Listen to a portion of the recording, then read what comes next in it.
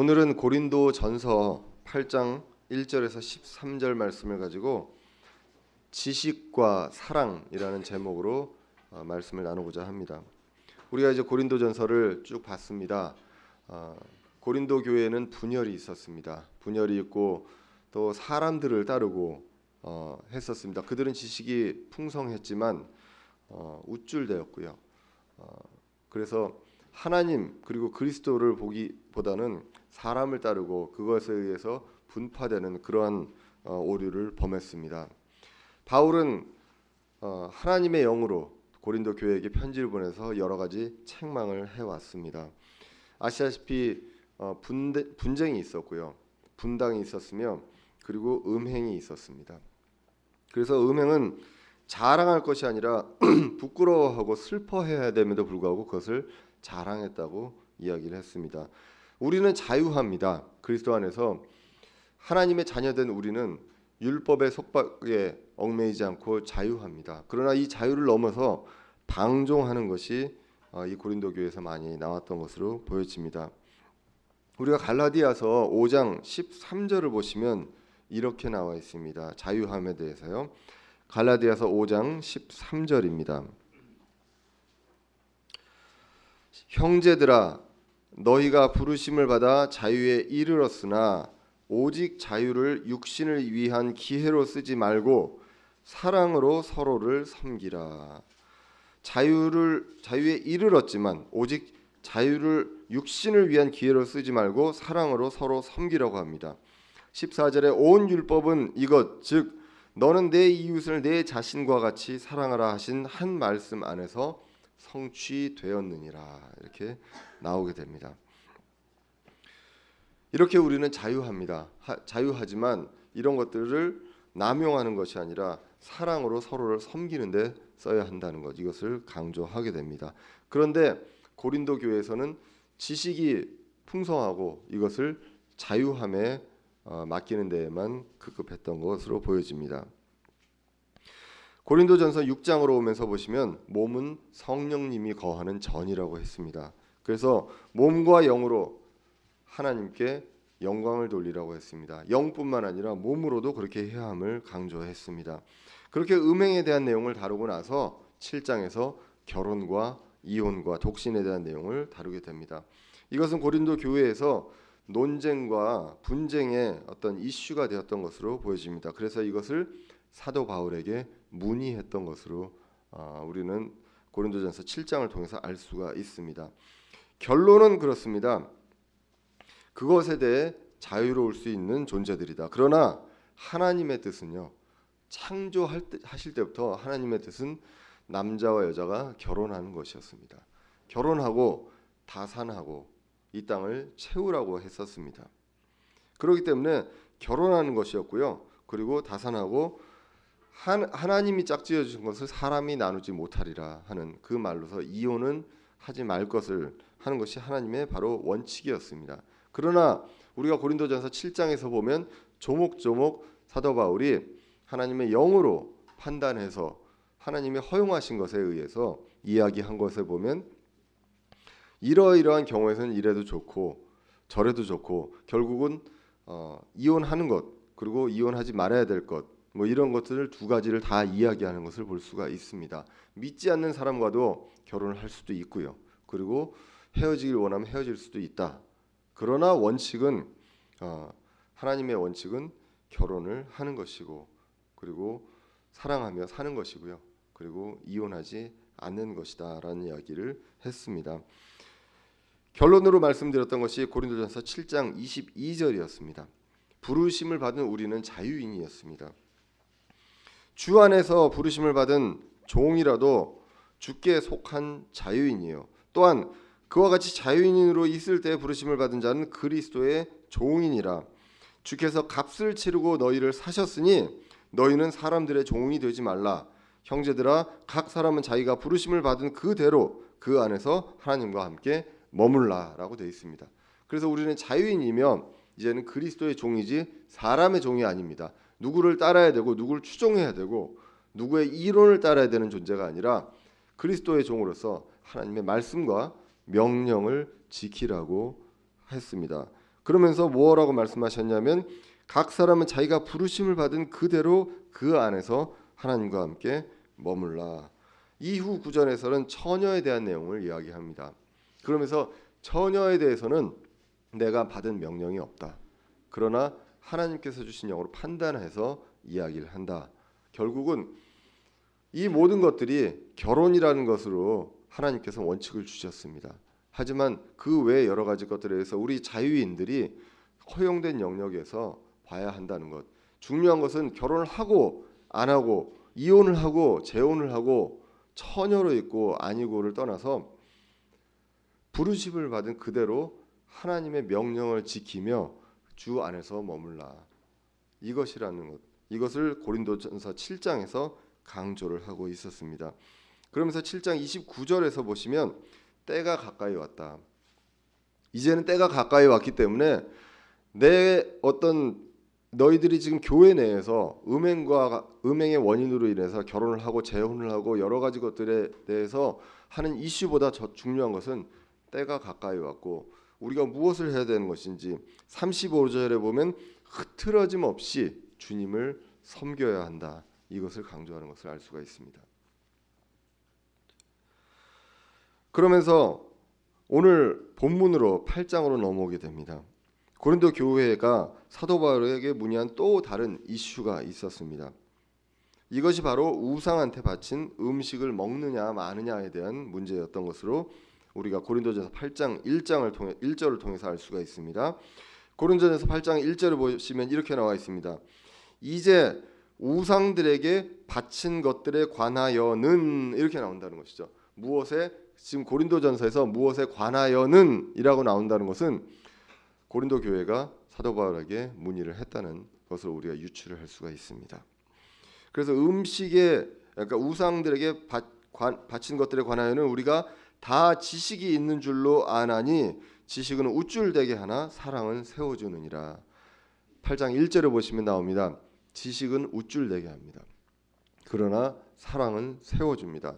고린도 교회가 고린도전서 1장에서 보시면 지식이 풍성했다고 합니다. 근데 이 지식이 풍성한 것 때문에 우쭐합니다. 우쭐해서 사람을 판단을 하게 되고요. 그리고 갈라지게 되고 나는 이 사람을 따른다. 나는 저 사람을 따른다. 심지어는 음행을 해도 우쭐하고요.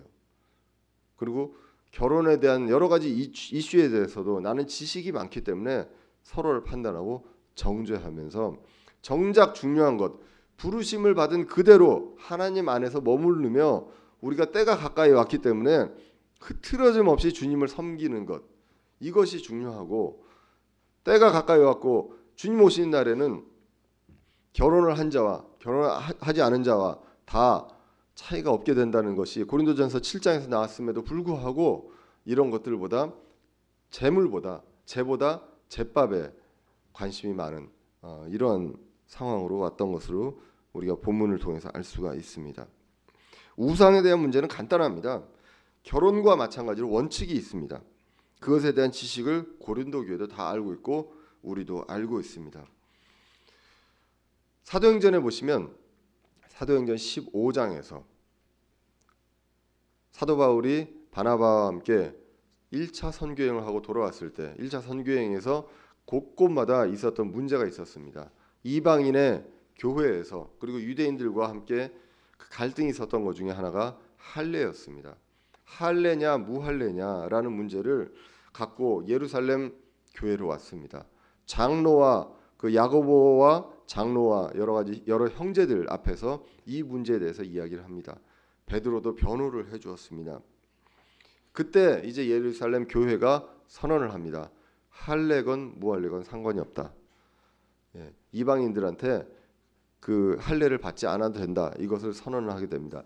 그러면서 무엇을 이야기하냐면 사도행전 15장 29절에 보시면 우상에게 바친 음식, 피, 목매어 죽인 것 이런 것들은 먹지 마라. 그리고 음행 이것도 하지 마라. 이것을 삼가하라. 이것은 유대인들의 입장에서는 정말 가증한 것이고 하지 말아야 되는 것이기 때문에 이방인 너희들 할례 안 하는 것은 좋다. 부르심을 받은 그대로 하나님을 섬겨라. 그러나 이런 것들은 하지 마라라고 했습니다. 그렇기 때문에 여기서 우상에게 바치는 음식을 먹는 것, 그것은 하지 말라라고 이미 이방인의 교회와 유대인 예루살렘 교회에서 합의를 봤던 내용으로 우리는 알 수가 있습니다. 그런데 이런 것들에 대해서 고린도 전서에서 보시면 고린도 교회가 이슈를 삼고 있는 것입니다. 그들은 지식이 풍성했습니다. 이 내용을 알고 있습니다. 마치 바리새인과 서기관들이 지식에 풍성했던 것처럼 그들도 알고 있었어요. 고린도전서 1장 5절에 보시면 이렇게 나와 있습니다. 고린도전서 1장 5절 6절 보시면 사도 바울이 고린도 교회의 성도들한테 한 이야기 드립니다. 너희가 모든 일 곧 모든 말과 모든 지식에서 그분으로 말미암아 풍성하게 되었으니 이것은 곧 그리스도의 증언이 너희 안에서 굳게 세워진 바와 같도다. 그렇기 때문에 그들은 지식이 풍성했던 것으로 알려져 있습니다. 그러나 오늘 8장 1절에서 보면 알 수 있듯이 지식은 우쭐대게 합니다. 그러나 사랑은 세워준다고 합니다. 여기서 사랑이란 단어는 킹제임스 흠정의 성경에서 love가 아닌 charity라고 나와 있습니다. NIV 성경이나 다른 성경에서 보시면 이 charity를 love로 나와 있습니다. 근데 흠정의 성경에서는 킹제임스 성경에서는 love와 charity를 구분해서 그 기록을 해놓았습니다. 이 charity는 고린도전서 13장에서 사랑은 오래 참고로 시작되는 이 전체 이것도 다 charity로 나와 있습니다. charity는 주로 아가페적인 사랑이라고 하죠. 끊임없이 주는 사랑, 하나님의 그 절대적이고 우월한 사랑, 이런 사랑을 얘기할 때 charity란 단어를 썼습니다. love는 남녀간의 사랑이라든가 이런 에로스적인 사랑 이런 것들을 할 때 love를 쓰게 됩니다. 그런 것 같이 이 charity 이런 것들은 사람을 세워줍니다. 지식은 우쭐대면서 사람을 깔아뭉갭니다. 여러분들 그 어떤지 모르겠습니다. 이제 뭐 교수님들 사회, 그 연구자들 사회가 아주 고귀하고 그런 것 같지만 학회에 가 보면요 난장판입니다. 왜 그러냐면 학회에 가 보면 내가 더 잘났다, 내가 더 알고 있다. 그것을 어떻게 나타내냐면 질문을 합니다. 학회 발표하는 사람들 질문을 하는데 질문을 하면 물어보는 게 질문 아닙니까? 근데 그 질문의 내용을 보면 그게 아닙니다. 내가 알고 있는 게 이만큼인데 너는 그거에 대해서 어떻게 생각하냐? 그리고 당신이 얘기한 게 틀렸다. 그러면 이제 듣는 사람도 그걸 알면 기분이 굉장히 나쁘죠. 그러면 서로 또 그걸 콕콕 찌르는 내용들을 이야기를 합니다. 지식은요 우쭐대게 합니다. 사랑은 세워준다는 것입니다. 이것을 고린도전서 8장 1절에서 하나님께서 사도 바울을 통해 고린도 교회한테 이야기하는 것입니다. 그러면서 2절로 이어집니다. 2절을 한번 유의 깊게 봤으면 좋겠습니다.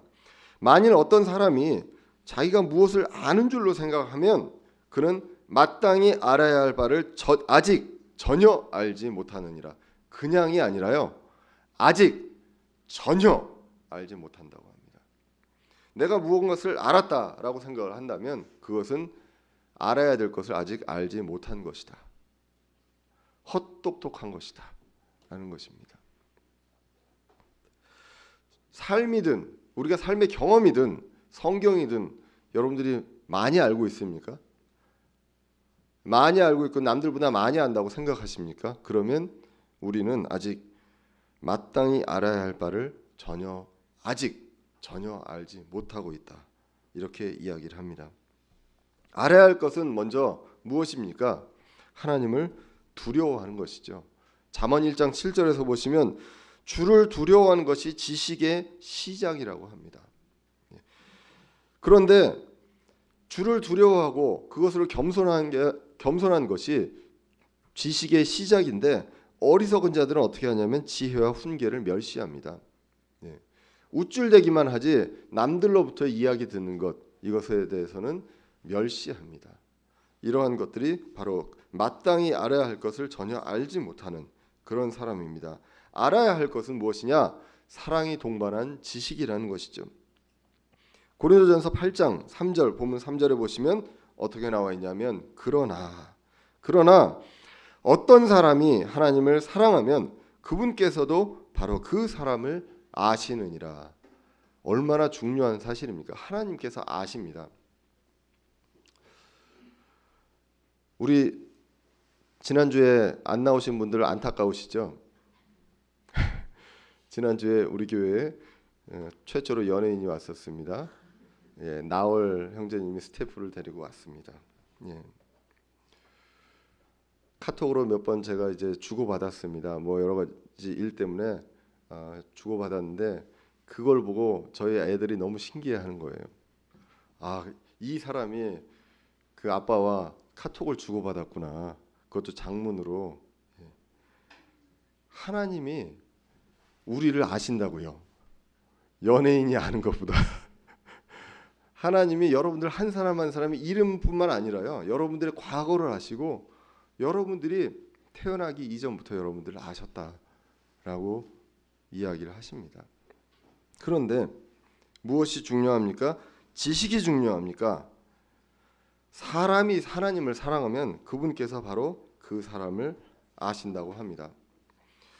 예수님은 더 이것에 대해서 강조를 합니다. 마태복음 7장에 보시면 먼저 위선자들과 바리새인들을 겨냥해서 그 사람들을 비난하면서 판단하지 말라 그 내용을 이야기합니다. 그리고 열매를 강조합니다. 우리가 열매는 다 알 수 있습니다. 성령의 열매, 이런 열매들을 강조하면서 마태복음 7장 21절에 보시면 이렇게까지 강력하게 얘기합니다. 내게 주여 주여 하는 자마다 다 하늘의 왕국에 들어가지는 아니하고 오직 하늘에 계신 내 아버지의 뜻을 행하는 자라야 들어가리라. 그날에 많은 사람들이 내게 이르기를 주여 주여 우리가 주의 이름으로 대언하지 아니하였나이까? 주의 이름으로 마귀들을 내쫓지 아니하였나이까? 주의 이름으로 많은 놀라운 일을 행하지 아니하였나이까? 하리니 그때 내가 그들에게 밝히 말하되 내가 너희를 결코 알지 못하였노라. 불법을 행하는 자들아 너희는 내게서 떠나라 하리라. 결코 모른다라고 말씀하시는 거죠. 그 전에 열매를 강조하셨어요. 그리고 서로 판단하지 말라는 것을 강조합니다. 그 다음에 이 내용을 이야기하신다는 것이죠. 우쭐대고 이런 것들로 그 당시에 뭐 여러 가지 기적을 행하고 해도 다 소용없다. 나는 너희를 모른다. 하나님을 사랑하면 하나님도 그 사람을 아신다고 했습니다. 지식에 의하면요, 우상은 사람이 만든 것입니다. 구원받은 자들에게는 신이 바쳐진 음식 이런 건 아무 의미가 없습니다. 왜? 우상이 없기 때문입니다. 사람이 그냥 형상을 만든 것이 뿐이지 그 안에 신이 있는 것도 아닙니다. 그런데 이스라엘 민족들한테는 그것이 율법을 그동안 계속 지켜왔던 이스라엘 민족들한테는 그것이 마음의 걸림돌이 되어 굉장히 안 좋은 거예요. 그래서 이방인들의 교회들한테 이것은 하지 말라고 했었던 내용입니다. 그럼에도 불구하고 이것은 자유인들한테 아무것도 아니다라고 이야기를 하는 것이죠. 아무것도 아닌데 지식의 입장에서는 아무것도 아닙니다. 하지만 사랑의 입장에서는 그것을 우리가 생각해 봐야 한다라고 오늘 고린도전서 8장에서 이야기하는 것입니다. 8장 4절에 보시면 이렇게 나와 있습니다. 그러므로 우상들에게 희생물로 바친 그것들을 먹는 것에 관하여는 우리가 우상은 세상에서 아무것도 아니며 한 분 외에는 다른 신이 없는 줄 아노라라고 말씀합니다. 하나님 한 분 외에는 다른 신이 없는 줄 아노라. 여기서도 이제 하나님 한 분 하기 때문에 하나님은 한 분이시고 예수님과 성령님은 다르다라고 얘기하는 해석들도 나오게 됩니다. 그리고 삼위일체에서도 하나님과 성령님과 예수님이 한 분이시다 이렇게 이야기를 하지만 우리는 그렇게 믿지 않습니다. 한 하나님이십니다. 그러나 여기 문맥상은 지금 한 분이라는 것은 하나님, 성령님, 아들 예수님 이분을 다 통틀어서 한 분으로 말씀하시는 것이지 하나님 한 분이라는 얘기가 아니라 한 하나님이라는 얘기로 우리는 알 수가 있습니다. 한 하나님, 아버지와 아들과 성령님, 이분이 뚜렷한 세 인격체이시면서 이 세 분이 다 하나님이다. 이것이 바로 한 하나님이라는 것입니다. 여기까지만 했으면 아마 모를 수도 있을 것 같아서 8장 6절에서는 그것에 대해서 이제 말씀을 하게 됩니다. 일단 5절로 가보시면 비록 하늘에나 땅에나 신들이라 불리는 자들이 있어라고 나오게 되죠. 신들도 많고 주들도 많으나라고 나오게 됩니다. 여기서 보시면 신들이 많이 있구나라고 생각을 하게 되죠. 근데 성경에서 신들 할 때 여기 신들은 영어 성경에서 보시면 소문자 God입니다. 그래서 God 이렇게 나오죠. 소문자입니다. 하나님은 대문자로 God으로 나오게 되고요.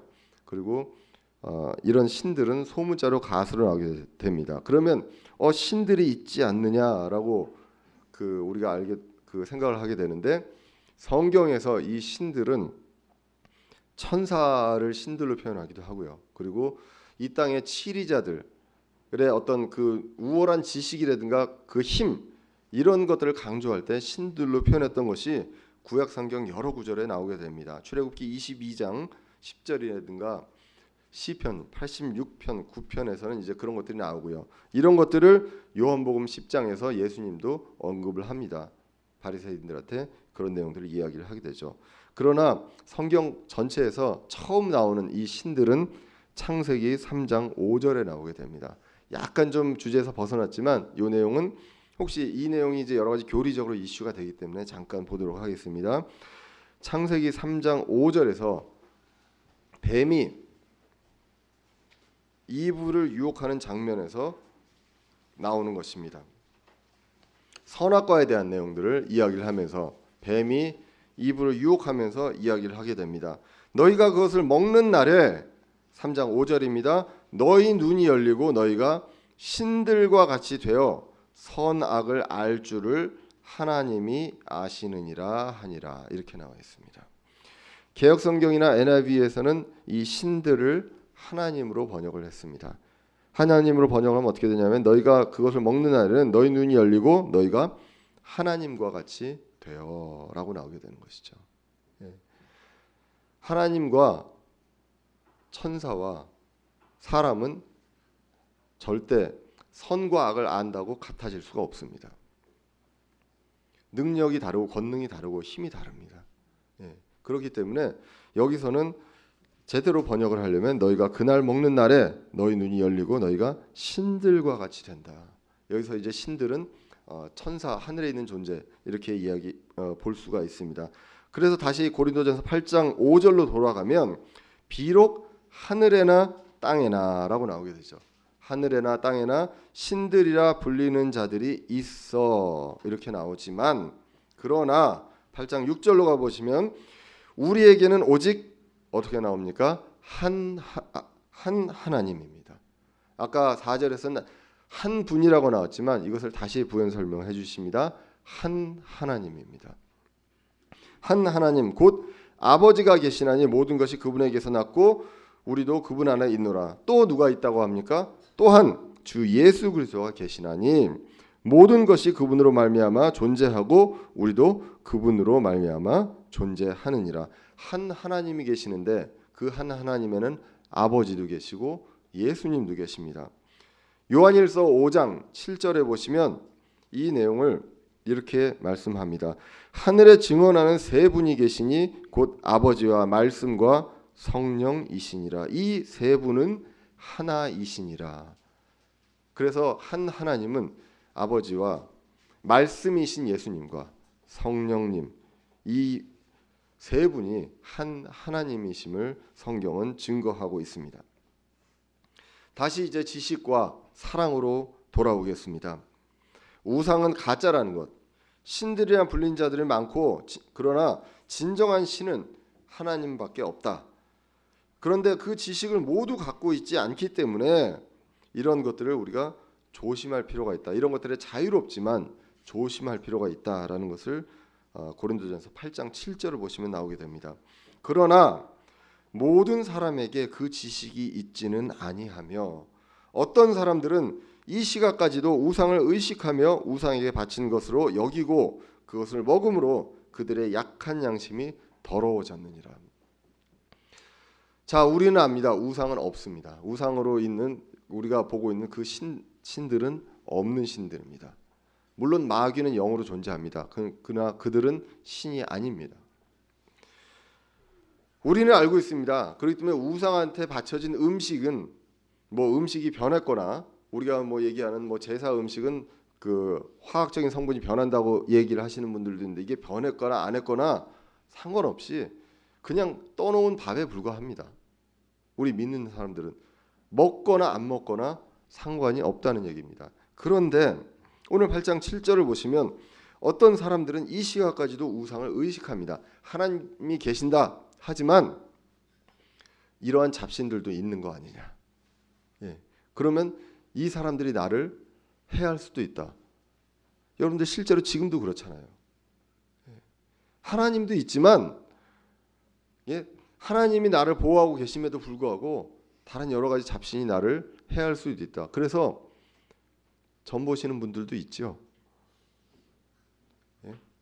솔직히 점 보는 크리스찬 많습니다.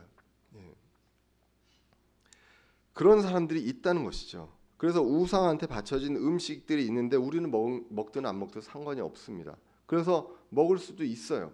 먹을 수도 있지만 그런 것들을 모두가 다 알고 있지 않기 때문에 우상을 의식해서 우상에게 바쳐진 것으로 여기면서 그것을 먹는 사람들이 있다. 이러한 사람들이 어떤 사람들이냐면 약한 양심을 가지고 있는 사람들입니다. 그런데 이런 일들을 할 때마다 어떻게 됩니까? 약한 양심이 더러워집니다. 더러워진다고 생각을 합니다. 우상을 신으로 생각하고 그 음식을 먹고 하나님도 계시지만 우상도 신이라고 생각해서 그들을 의식하고 두려워한다는 그런 사람들이 있다는 것입니다. 그런데 그렇게 약한 양심이 있는데 이것을 행동을 함으로 인해서 그 양심이 더러워지는 사람들이 교회 내에 있다는 것입니다. 여러분들이 양심을 무엇이라고 생각합니까? 여러분들이 양심의 가책을 느낀다. 이런 내용들을 이야기를 하게 되죠. 양심의 정확한 의미가 무엇이냐 하면 제가 이제 그 킹제임스 성경에 나온 단어들을 웹스터 사전에서 많이 인용을 이제 합니다. 양심의 첫 번째 뜻은 뭐냐면 선과 악을 사람의 내부에서 판단하거나 아는 지식입니다. 양심이라는 건 다른 것이 아닙니다. 선과 악 이런 것들에 대해서 우리 내부적으로 아는 지식이라는 것이죠. 날리지입니다. 날리지. 근데 이런 것들이 약한 사람들이 있어요. 아직 선과 악이 불분명한 사람, 이것을 하는 것이 좋은 것인지 나쁜 것이 좋은 것인지, 내가 교회 다니지만 사주를 보고 이건 통계 아니냐, 그렇게 할 수도 있고, 점 보는 거 이거 좋은 게 좋은 거 아니냐 이렇게 생각할 수도 있다는 것이죠. 그런 약한 양심을 가진 사람들이 분명히 있다는 것입니다. 그런데 이 약한 양심을 가진 사람들이 행동을 했을 때 이 양심이 더러워진다는 것입니다.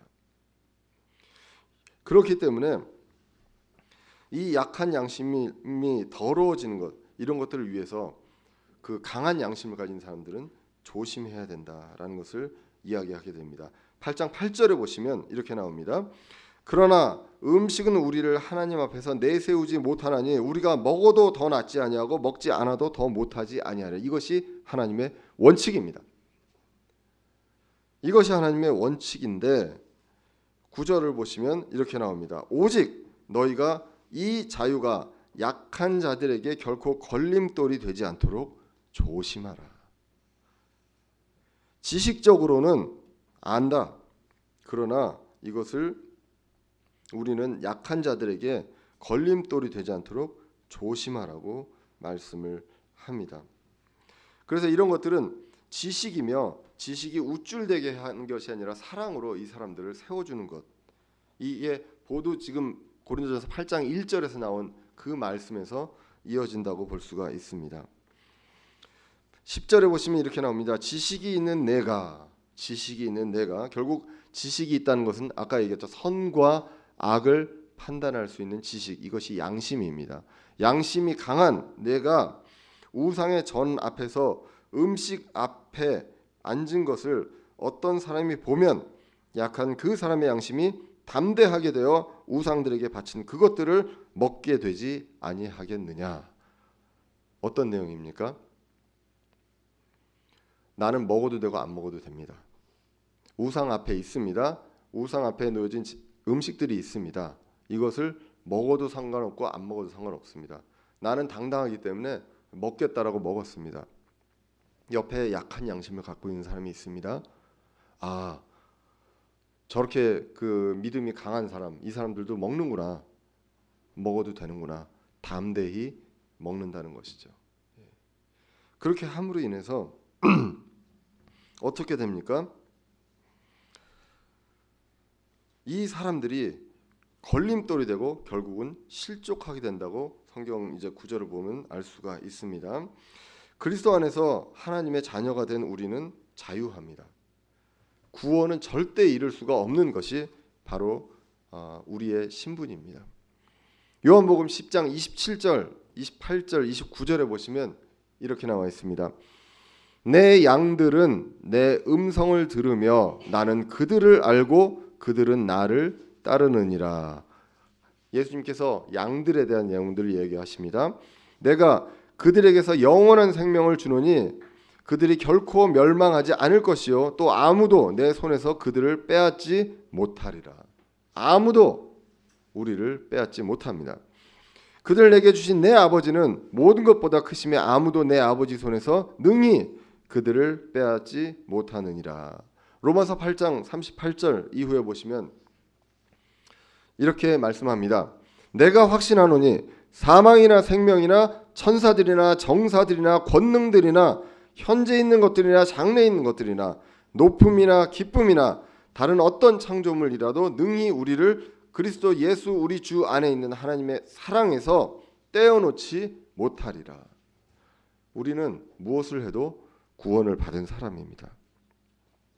우리는 자유합니다. 그러나 그것이 양심이 약한 자들에게 걸림돌이 되어서는 안 된다라는 것입니다. 이 걸림돌은 성장을 방해하고요.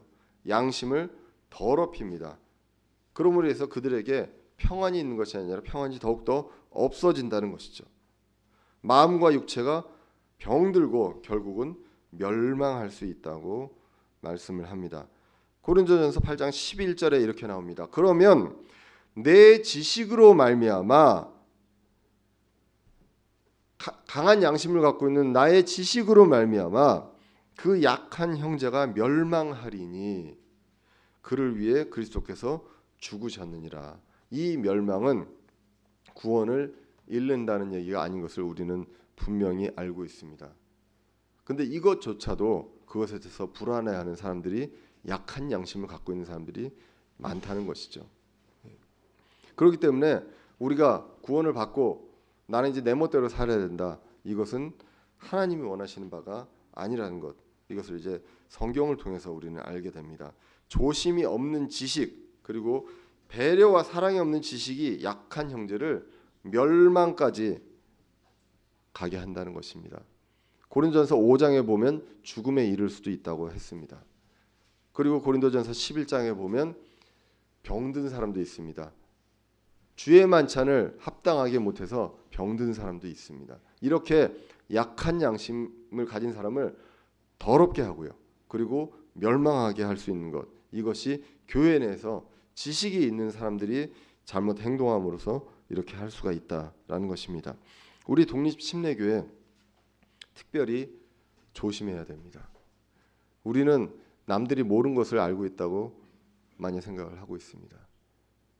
그거에서 끝나면 우리는 아까 2절에서 말씀하신 것처럼 정작 알아야 할 것을 아직 전혀 모르고 있는 사람들입니다. 이 대전에 주님이 살아가시는 교회가 우리 교회만 있습니까? 여러분들 그렇게 생각하시는지 몰라도 저는 그렇게 생각 안 합니다. 주님이 사랑하시는 교회가요. 우리 독립침례교회도 있지만 다른 교파에도 있을 수 있다고 믿습니다. 그리고 그 교회 목회자가 그렇지 않다 하더라도 그 안에 있는 성도들이 그런 성도들이 있는 줄 저는 믿습니다.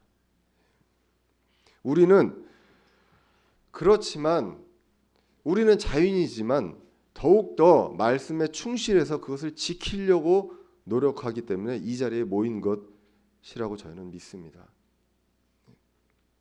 아무것 다 해도 되지만 우리는 말씀에서 하나님께서 명령하신 것을 말씀대로 지키고 신약 시대에 그 교회, 초대교회 그 모습을 끝까지 간직하고 그것을 지켜나가며 주님 오시는 날까지 기다리는 그러한 성도로 하기 위해서 이곳에 모인 줄로 믿습니다.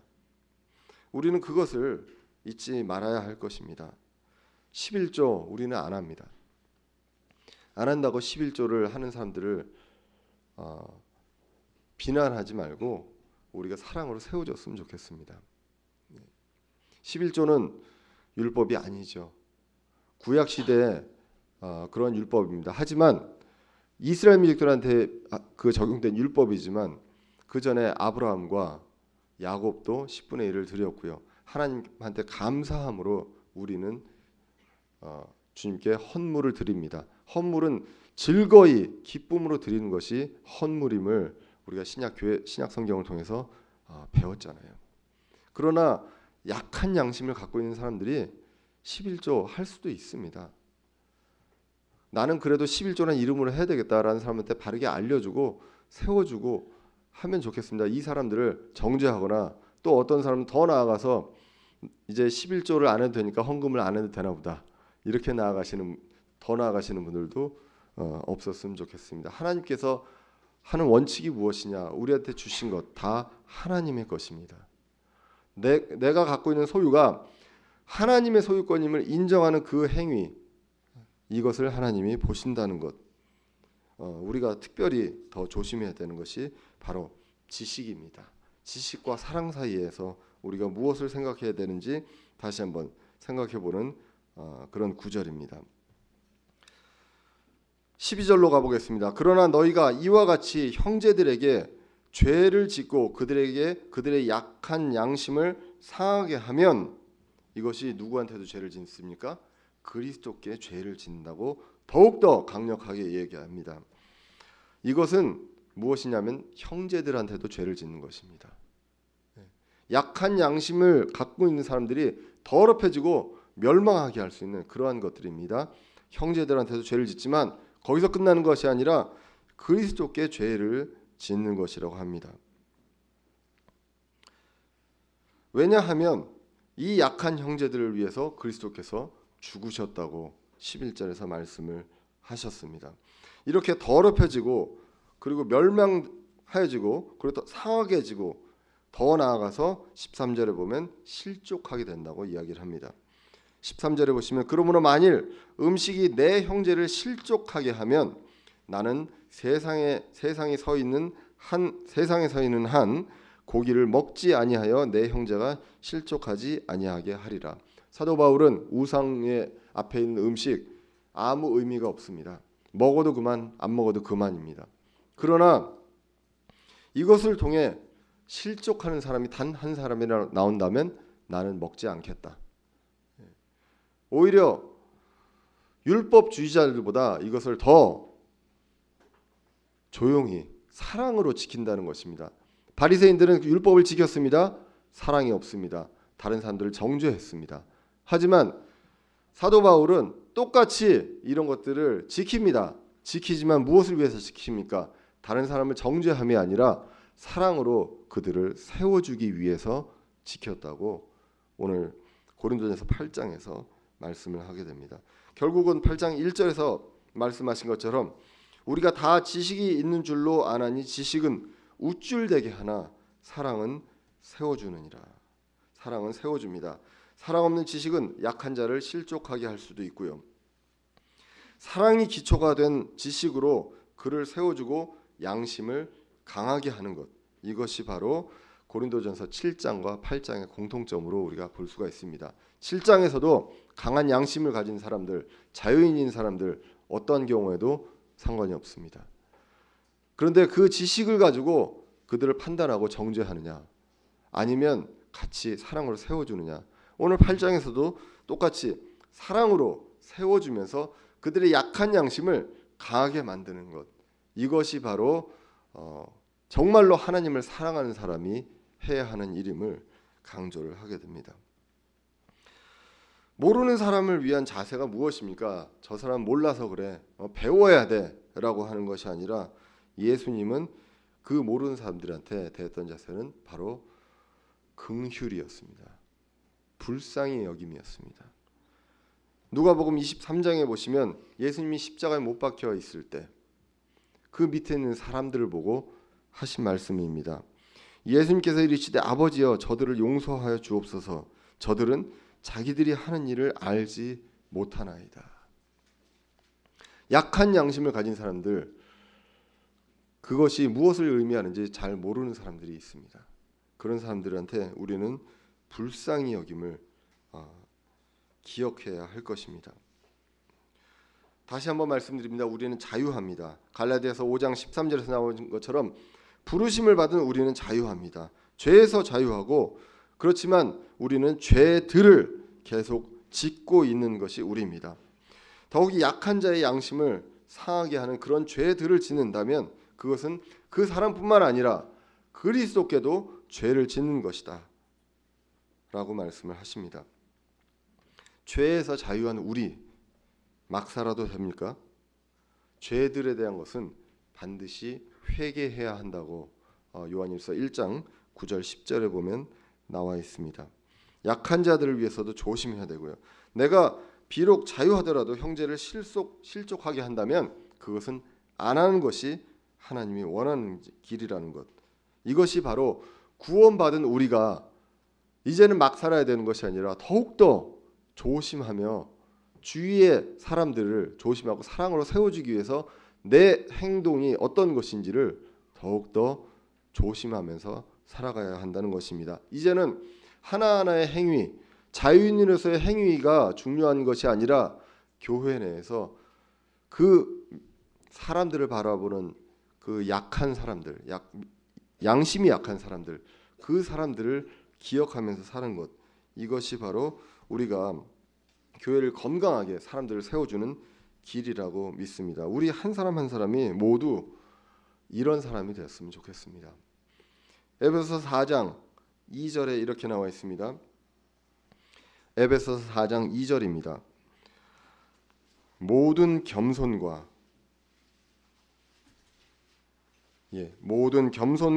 온유와 오래 참음으로 사랑 안에서 서로 참아주며 화평에 매는 띠로 성령이 하나 되게 하신 것을 힘써 지키라. 모든 겸손과 온유와 오래 참음으로 사랑 안에서 서로 참아주어야 합니다. 내가 그들의 잘못을 지적하고 우쭐대기보다는 교회의 질서를 생각하고요, 서로 사랑으로 세워주시고 여러분들의 행동으로 보여주시면 좋겠습니다. 말씀으로 우리는 배우고 훈계할 수 있습니다. 여러분들이 말로 이건 이렇고 저렇고 하지 마라라고 하지 않아도요, 여러분들은 사랑으로 우리 한 사람 한 사람 그들을 사랑으로 세워주고 우리 예배 시간에 말씀으로 이런 것들을 바꾸어 나갈 수 있다. 이것이 바로 교회 내에서 고린도전서가 얘기하는 질서입니다. 이 질서를 위해서 교회에 주신 선물이 있습니다. 직분자가 있습니다. 이런 어떤 교회 내에서 이 선물 직분자들을 통해서 질서 있게 이런 것들을 해나가면서 우리가 사랑으로 한 사람 한 사람 세워줄 수 있는 대전은혜 침례교회 여러분들이, 저와 여러분이 되기를 주님의 이름으로 기원합니다. 마지막으로 에베소서 4장 11절부터 15절까지 읽고 말씀을 마치도록 하겠습니다. 에베소서 4장 11절부터 15절입니다. 그분께서 더러는 사도로, 더러는 대언자로, 더러는 복음 전도자로, 더러는 목사 겸 교사로 주셨으니 이것은 성도들을 완전하게 하고 섬기는 일을 하게 하며 그리스도의 몸을 세우게 하려 하심이라. 마침내 우리가 다 믿음과 하나님의 아들을 아는 것에서 하나가 되어 완전한 사람에 이르고 그리스도의 충만하심에 장성한 분량에까지 이르리니 이것은 우리가 이제부터 더 이상 아이가 되지 아니하여 사람들의 속임수와 몰래 숨어서 속이려는 속이려 하는 자들이 사용하는 간교한 술수로 말미암아 교리의 모든 바람에 이리저리 흔들려 밀려다니지 아니하고 오직 사랑 안에서 진리를 말하며 모든 일에서 그분 안에 이르도록 성장하게 하려 함이라. 그분은 머리시니 곧 그리스도시라. 기도하겠습니다.